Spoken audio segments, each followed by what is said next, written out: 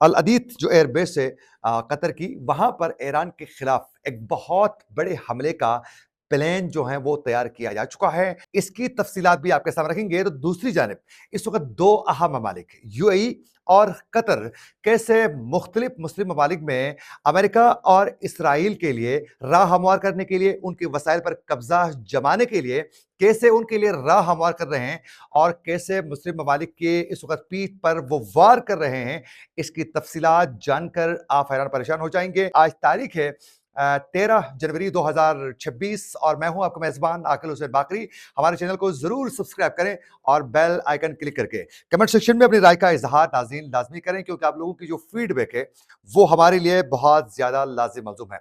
नाज़रीन, इस वक़्त ईरान हुकूमत की जानिब से आखिरकार एहतजाज करने वाले लोगों को कंट्रोल करते हुए इस वक़्त उनके मिशन में उनको नाकाम करने में ईरान हुकूमत कामयाब तो हो चुकी है और दूसरी जानिब इस वक़्त ईरान के अंदर हुकूमत के हक में भी बड़े-बड़े इज्तिमात और रैलियों का इनेकाद बदस्तूर आज भी किया जा रहा है।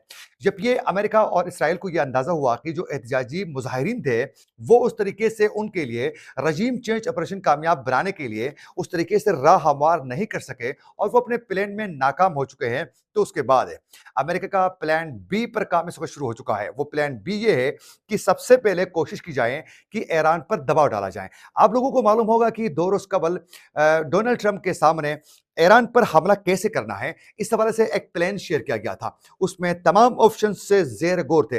अब उस पर वो प्लान बी था, जिस पर अब काम बाकायदा शुरू हो चुका है। वो प्लान बी ये है नाज़रीन कि सबसे पहले ईरान को खूफ डरा धमकाकर उनके ऊपर शदीद हमलों की धमकियां देकर उनको मुज़ाकरात पर आमादा करना है। यानी वो मुज़ाकरात जो अमेरिका चाहता है और अमेरिका की मर्जी के मुज़ाकरात के लिए ईरान के ऊपर प्रेशर बिल्ड करना है, जिसके लिए कल रात से अब तक ये मुज़ाकराती अमल किसी न किसी शक्ल में ईरान और अमेरिका के बराह रास्त इस वक्त जारी हैं, जिसमें ईरान के ऊपर ये प्रेशर बिल्ड किया जा रहा है कि जिस तरह हम चाह रहे हैं उस तरह के मुज़ाकरात के लिए आप आमादगी का इज़हार करें।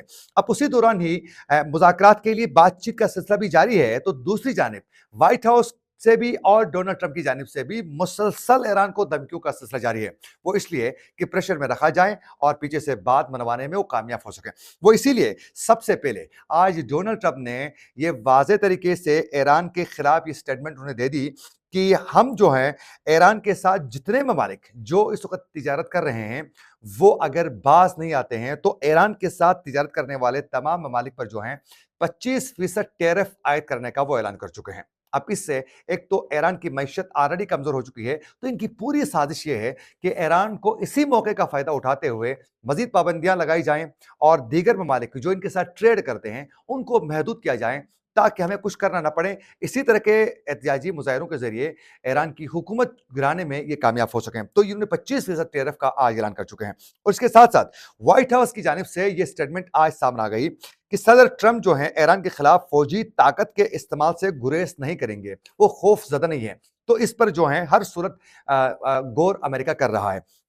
इसी दौरान डोनाल्ड ट्रंप की जानिब से आज एक बार फिर दोबारा वही रिपीट उनका जो स्टेटमेंट थी वो सामने आ गई।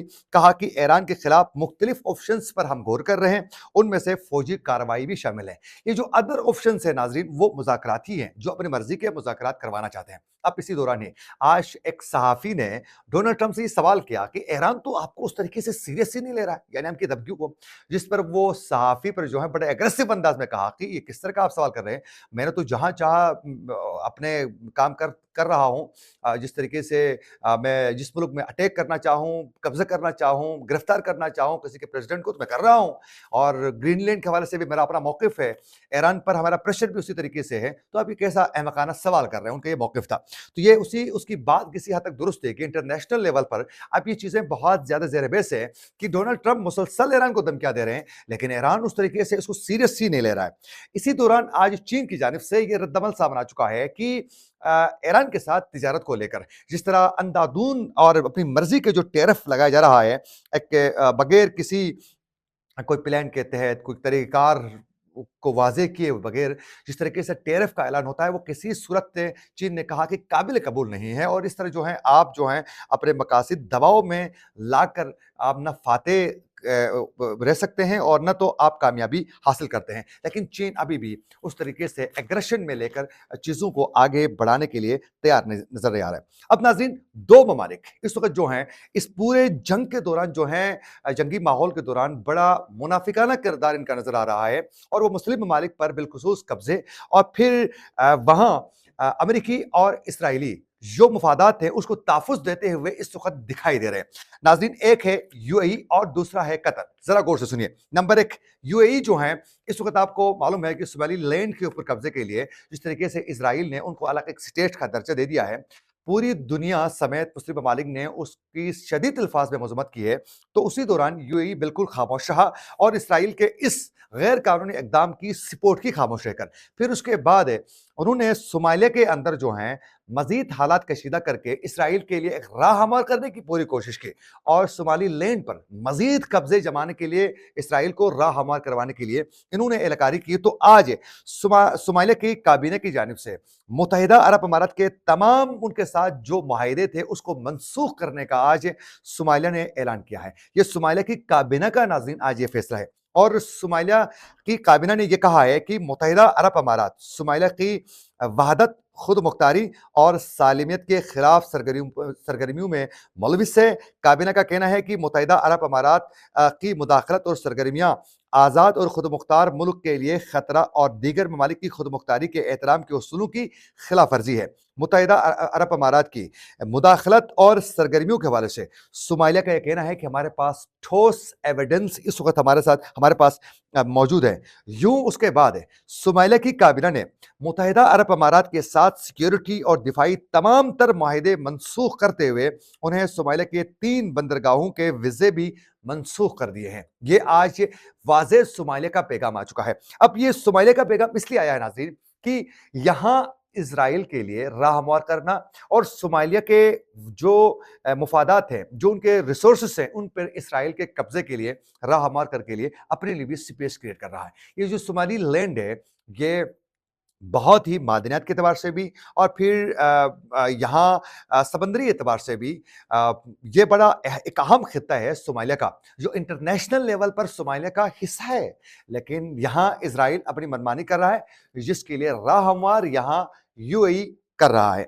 दूसरी जानिब नाज़रीन, इस वक़्त ईरान के ऊपर जिस तरीके से प्रेशर अमेरिका बिल्ड कर रहा है जंग के लिए, तो इसी दौरान ही इस वक़्त मुस्लिम ममालिक में कल सऊदी अरब ने वाज़ेह कर दिया कि हम अपनी सरज़मीन ईरान के खिलाफ इस्तेमाल करवाने के लिए हम तैयार ही नहीं हैं। हम कोई भी एयर बेस जो है ईरान पर हमले के लिए हम नहीं देंगे। ये अमेरिका को वाज़ेह सऊदी अरब ने पैगाम दिया है। लेकिन कतर की जानिब से नाज़रीन आप अंदाज़ा करें कि ईरान को प्रेशर में रखकर हमले की मुज़ाकरात का सिलसिला जारी है। अगर बातचीत मुकम्मल नहीं होती है या किसी पॉइंट पर नहीं पहुँचते हैं, मुज़ाकरात कामयाब नहीं होते हैं, तो फिर लामाला डोनाल्ड ट्रंप पागल हो गए, उसने हमला तो करना ही करना है। तो उसके लिए कतर आलाकारी कैसे कर रहा है? नाज़रीन, अमेरिकी जंगी तैयारों ने कतर की अदीत एयर बेस में बाकायदा सरगर्मियाँ इस वक़्त बढ़ा दी हैं। ये इतवार की रात से ये बाकायदा इस वक़्त सरगर्मियाँ तेज़ हो चुकी हैं और अल अदीत एयर बेस में नाज़रीन केसी 135 जो एयर फ्यूलिंग टैंकर्स हैं, वो और बी-52 जो स्ट्रेटेजिक बमबार हैं, उनकी अमेरिकी जंगी तैयार समेत जो हैं इस वक़्त कई अमेरिकी जंगी तैयारों की बाकायदा परवाज़ें उस एयरबेस के एरिया में हो चुकी हैं। और रिपोर्ट के मुताबिक कतर में वाक़ अल अदीद एयरबेस ईरान से नाज़रीन सिर्फ़ और सिर्फ़ 200 से 300 किलोमीटर के फ़ासले पर है, जहाँ ये सब कुछ सरगर्मियाँ हो रही हैं।